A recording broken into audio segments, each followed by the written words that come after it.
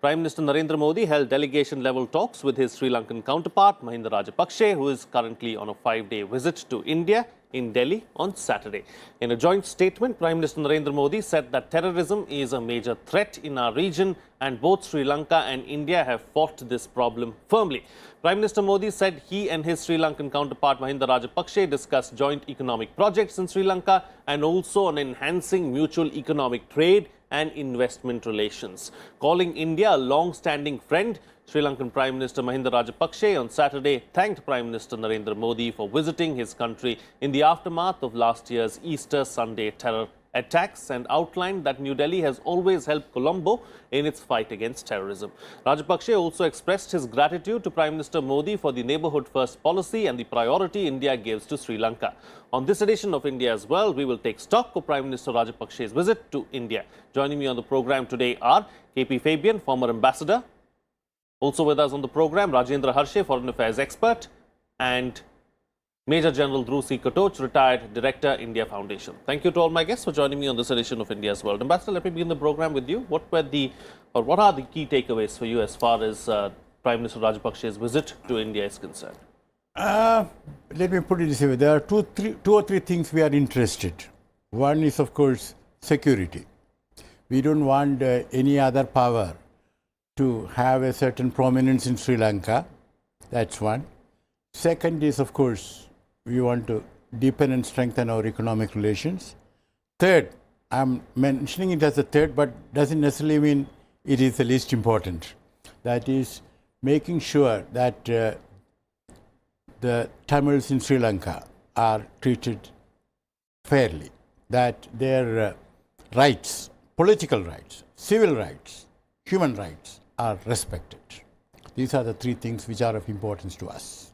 Okay, all right. We'll talk about what is of importance to Sri Lanka in just a bit. But before that, Professor, do you believe that post the Easter Sunday attacks that we saw, there is a change of heart really as far as the present Sri Lankan government towards India is concerned? In the past, when Mahinda Rajapakse was at the helm, we saw how close Sri Lanka was to China. But right now, the right kind of messages are being exchanged between India and Sri Lanka. What's behind all of that, do you think? No, I would not necessarily agree. Actually, one thing we have to understand is when Mahinda Rajapaksa was out of power, still Modi went and met him in person in 2015, 17 and 19. So there has been always chemistry between these two leaders. The second thing that Modi and India have been consistently advocating is fight against terror, and there is no compromise on that. All kinds of terrorist groups across the world, India has opposed. And after Easter tragedy, where 250 people lost their lives, and when India had already warned them that some such thing is in the offing, they didn't take proper note of it, and they have realized their mistake on this score. I personally feel that there is also one more problem which they are trying to now talk about openly. Gotabaya said it in his last visit, and that is role of China in this part of the world. That China has Hambon Tata port, China is investing in infrastructure in Sri Lanka a great deal, and somewhere as far as India is concerned, now they are saying that we are equidistant. Otherwise, somewhere China was trying to cross India's, India in this part of the world. But somewhere there is balance which has been getting stuck now, and about which I am happy. At the same time, some of the infrastructure-related project of India, like LNG project near Colombo or solar plant project or oil tank project, they had 44,000 houses that we built. That they have built. So they have to be stimulated and pushed further. And one point this ambassador talked about, I think we have to take seriously, and that is Tamilians in Sri Lanka. That's a very major point, because if you recall, Mahinda Rajapaksa, when human rights were violated in Sri Lanka very massively, I think US-sponsored resolution India had backed once upon a time, and somewhere we interfered in some way in the domestic affairs of Sri Lanka, but somewhere Tamil Nadu leaders, whether it's DMK or AIDMK, they have always made an issue. And now we have to understand that India is a union of states, and such states like Tamil Nadu, Bangladesh, Punjab they will play important role in making of India's foreign policy. And what happens to Tamilians in Sri Lanka, Tamilians in India are concerned about it. The point which Ambassador made, I only emphasize it. That's what I feel. Okay, I think you are referring to Punjab, West Bengal and Tamil Nadu. So, General, as far as terrorism is concerned, how big an issue is terrorism and extremism in Sri Lanka? We saw what happened during the Easter Sunday attacks. How crucial will India's role be as far as trying to curb this in Sri Lanka in terms of intelligence gathering and such other aspects? You know, to start, I think one point which we need to understand is that when Sri Lanka won the war, so to say, against the Liberation Tigers, it was a very major victory. And very few people, I've fought there for 2 years. And I know the state of the Sri Lankan armed forces. So I can say that for the Sri Lankan military to have won this war was certainly a great achievement. And after that, we had a decade or so of peace in Sri Lanka. And I think that is where Sri Lanka made the mistake. They thought the problem is over. And I think they let their guard down. Because extremism doesn't have to take any particular form. It has multiple shapes. And here it rose in the form of Islamic extremism. The strange thing was that they were aware of what these groups were doing. But they never thought that they would actually go down to that extent which they did. And this was despite the fact, as the professor so rightly mentioned, that the Indian intelligence agencies had given them a warning well in advance. And even, I think, 48 hours before the attack, they actually pinpointed the locations. Okay, this attack will take place in these particular areas. Now, what the Sri Lanka at that time thought was that India is trying to drive a wedge between the Muslims and the majority community there. And they didn't take any note of it, so obviously we went through the tragedy. Now the question is, this problem hasn't gone away. When we are looking at the rise of Islamic extremism, I think we have to look at what is happening in West Asia as of now. The Islamic State has not disappeared. They have only lost territory. The ideology remains as strong as ever. You are seeing other movements also which are connected with the religion in West Asia. You are looking at a similar level of fundamentalism which prevails in Pakistan, which is the fountainhead. So you will find Islamic extremism is not going to go away, and I think this is where both India and Sri Lanka need to cooperate. It is specifically in the field of intelligence. We are not talking about joint operations per se. I think both the countries are quite capable and competent of handling their own problems in their respective countries. But in the terms of intelligence gathering, in terms of intelligence sharing, in terms of having a meeting between political and military leaders, I think it is very important that that sort of cooperation takes place, because terrorism, as repeatedly mentioned by Prime Minister Modi, is actually a threat to the world peace. It is not simply applicable to India. And the second aspect about terrorism is there are no boundaries. So to say that any particular country can be isolated from the impact of terrorism, I think will be stretching the argument too far. Sri Lanka was hit not because they wanted to hit Sri Lanka. Sri Lanka was hit not because of any specific antipathy towards Sri Lanka. Sri Lanka was hit because it was a soft target. That's all.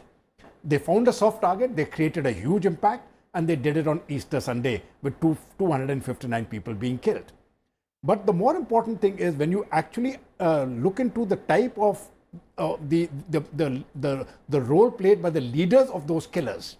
They were from well-to-do families, they were very motivated, and the woman involved, she was prepared to kill her children and her unborn child in a suicide bid, and she did that.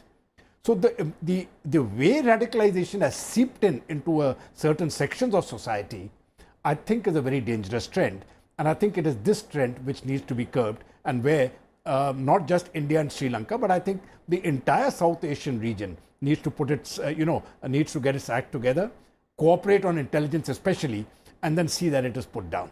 Right. Okay, taking the discussion forward now, Ambassador, how important is it for India and Sri Lanka to work together in the larger scheme of things in the Indo-Pacific region? Yes, but I just want to add one or two points more about terrorism. as already mentioned, India had warned. Not only that, the sports minister of Sri Lanka was told by his dad, don't you go to that church on that day because it's dangerous. And he didn't go. In other words, his dad was somewhere else. I think he was in hospital. He knew that something was going to happen. Okay. Second, there was totally dysfunctional security management. The president and the Secretary of Defense on one side, the Prime Minister was nowhere there.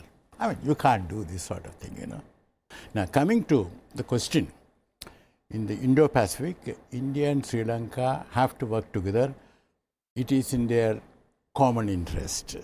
It is not in Sri Lanka's interest to be too close to, say, China. I mean, let's speak in plain English, It is not in Sri Lanka's interest to be too close to China.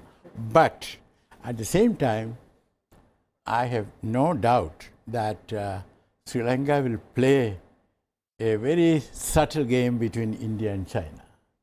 They will say now, we want to be closer to India. Statements have been made, but I welcome those statements, but I take them with a pinch of salt. Okay. Essentially, as a Sri Lankan, I would have done that. Essentially, as a Sri Lankan, I would have used my proximity to China in order to sort of, have some counterweight to India. I have spoken to Sinhalese friends, good friends. Well, when they are in a frank mood, they will say, well, we have to think of you as a friend and also as a threat. And when I ask, where is the threat? Do you ever think that we have any interest? No, but still. So some historical memories and, so that is always there. So they will play a subtle game between India and China, but we have to accept it. But there has been a good change, as already pointed out, but we should not overestimate it, because I remember when Rajapaksa lost and Sirisena came, our scholars in India wrote, here is a sea change, 180 degrees change in Sri Lanka's position. Well, one shouldn't expect such changes. Things are a little more complex. So we have to work together, and for India, it's important to have stronger and deeper economic relations with Sri Lanka. Okay, all right. So those are some of the challenges that you spoke about, and those are challenges that we need to keep in mind going forward, is what you're suggesting. Professor, how big an issue or how big a role do you see China playing in the relationship between India and Sri Lanka? Is China always going to be a factor? I'll tell you, obviously China is going to be a factor, and that should be a factor India should worry about. One thing is there that outwardly, at least, they are saying, the Sri Lankans, that they will be friendly, they will strike equidistant posture between India and China. As far as India is concerned, this is direct southern nearest maritime neighbor. When we want to do something, POC states are important to us, Trikonmalay is important to us, and India's role when it is taken into overall Indian Ocean region, I think Sri Lanka matters. Sri Lanka matters also as far as India's connection with Southeast Asia is concerned. All these are realities. But I think China has equally kind of played significant role in generally South Asian countries, and that we cannot forget. Just to give you some examples, one is the amount of money that China is pumping in different infrastructural projects and carrying them out in Sri Lanka or Myanmar, Pakistan. That is something substantial, or Maldives. Another point that I could say is that somewhere China has built proper ports. Sitwe is one port, Chittagong is another port, that is in Bangladesh now, and then Hambantota, Gwadar port. So somewhere consistently, it's a kind of fashion to talk of string of pearls, but consistently all these immediate neighbors of India are being wooed by China. And if you look at trade figures, India's trade figures with all these neighbors is 1/3 of that of Chinese. That means although we have SAARC, India is supposed to be leading SAARC. It is the most dominant player in terms of size, population, technology, trained manpower. Still, China trades more with all the neighboring countries than India, and SAARC as an organization has not took off at all, because Pakistan is perhaps fighting India and China is allowing Pakistan to fight it in proxy way or whatever way. And that's where India has to worry, because everywhere, suppose you have neighbors who are surrounding you, who are constantly kind of, backing up China, whether it's Nepal or whether it's Myanmar, Sri Lanka. I think our role, whether it is the continental parts or Asia Pacific area, somewhere we will have to kind of, our role will be reduced. And more importantly, I would feel that in these conditions, when somewhere India's economy is really undergoing some measure of slowdown and crisis, we have to think more about all these realities, because somewhere militarily we have to be strong in terms of fighting terror. India has to be strong, and all these challenges before India are far too many. I quite agree with General that terrorism apparently disappears, but again it is invisible, dispersed, and comes back in some other form, and these ideologies are not easy to destroy. So you have got terrorism on one side, maritime security on one side, trade gap on the other side, China coming up as a major rival within the region. India is nothing as far as China is concerned. China is major Asian power today, superpower in Asia actually. They are in South China Sea, they are with Japan, they are with, they are also dominating Russia in the Eurasian region. So this is a problem which India easily can't contend with, but still whatever is happening between the two countries is positive. Somewhere perhaps trade can develop, somewhere we can complete the unfinished projects, somewhere if economies are competitive, we can give them a different turn. Sometimes, concessional prices can be given to their products. BIMSTEC is one more route where again this cooperation can be boosted. So there are ways and ways to work out this cooperation, but both Mahindra brothers are very shrewd, and they will also operate by defining Sri Lankan national interest properly, where China as well as India will have place, because they can't antagonize two very major powers of the region. It's impossible. So we have to take that into account and proceed, and that's a challenge. Okay. Okay, all right. So China will have to do the balancing act, and they will do the balancing act is what you're suggesting. General, I saw you taking down a lot of notes when the other two speakers were speaking, so I'm going to let you have the floor and respond to what they have said. One thing, when we speak of Islamic radicalism, there always the rationalization comes in. Oh, this party did that, so they did this. Now, please don't fall into that trap. When you look at Sri Lanka, please look at the history of the last 10 years. The Muslims were extremely violent also.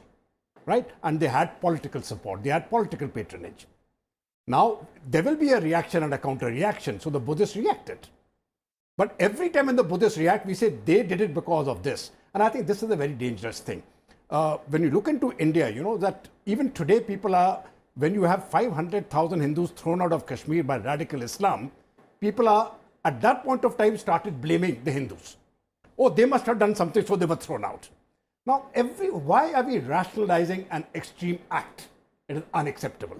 And I think every time we rationalize an act of this nature and we say they did it because of this, we are actually playing into the hands of the enemy, and we are really joining up with the enemy forces. So my advice is don't do it. On the threats part of it, there are two things which I think we need to be very clear about as far as our security concerns are concerned. One, as very rightly said by Mr. Fabian and Professor, both of them, Sri Lanka is going to look after their interests. India will look after its interests, and China will, of course, look after its interests. So I don't think we should start worrying about that. I see no reason why Sri Lanka should carry out a policy which suits Indian interests and not Sri Lankan interests. So the challenge really before the foreign policy is to see how our interests can converge. I think that really is the challenge, and I think Sri Lanka has realized the dangers of getting Chinese money. When President Gotabaya came to India soon after being sworn in, he actually made a statement that he will review the treaty with the agreement on the Humber-Tato port. The Chinese were quick to retort, no. And then he backtracked a little bit and said, we will look into some clauses of that treaty. The point is, every nation has got its own interests. For Sri Lanka, India is vital. They cannot do without India. So there is no way in which now, seeing the current Indian foreign policy, Sri Lanka is going to venture on a path which will be directly at odds with India's security interests. India's security interests, I will put it down, are basically three. One is the Indian Ocean region, to ensure the freedom of sea lanes of communication, and to see that Chinese influence isn't too overt as far as the Indian Ocean is concerned. That is where Hambantota port gets important, and we don't want Chinese military ships there. That, I think, will be the red line as far as India is concerned. One. The second point is, as far as radicalism is concerned, I think all of us need to cooperate on that, on the question of radicalism. And the third point, as far as our security interest is concerned, is seeing that the interests of the Tamils in Sri Lanka is protected. Now, why is that important? Because anything which happens adversely in Sri Lanka, as far as the Tamil population is concerned, will impact on the state of Tamil Nadu. And I think as far as our security interests are concerned, we cannot accept that. The president has actually made a statement that they will carry out economic development in Sri Lanka as part of the conflict control measures. Now, that is really not appreciated by the Tamil community, because they want to do it. I mean, they want to set the terms of the agenda. They don't want the Sri Lankan government to set the terms of the agenda. So how we work around that is, I think, another thing which we should see. But I think this is absolutely vital to us, the which way we go forward on our security interests. And I don't think we should be concerned if Sri Lanka is having a friendly relationship with China or with anybody else, so long as it does not impact on our relations. And I think those red lines should be very, very clearly told. I think they are already sensitive to those red lines as per the statements which have been made. And so I personally feel that the relationship will, with the present setup, will again move forward. A very nice statement which was made is that India is our relative, China is a trade partner. Okay, this may be semantics, but I think even in these situations, semantics matters. Absolutely. All right, closing comments now from all my guests. I've got limited time, so I'm going to ask you to be brief with the best way forward. Starting first with you, Ambassador, what's the best way forward as far as India and Sri Lanka are concerned? The Sri Lankan side wanted India to give a little more time for paying the debt. In fact, Mahinda Rajapaksa said, if India gives us more time, then others will follow. Now, as regards terrorism, I entirely agree that we should cooperate, but I want to make one point, and I won't take time over that. Terrorists did not come from Mars. They are human beings. They are, of course, brainwashed, but we, the rest of the world, did something which made that brainwashing, easier. We facilitated that. Now, coming to the Tamil question, 13th Amendment, that is, there is no signal that they are going to do it. And while our Prime Minister said in his statement that I'm confident that Sri Lanka will do this, that and all that, in Rajapaksa's statement, there was no mention. Right. Again, his not mentioning is to be noted. Right. Okay.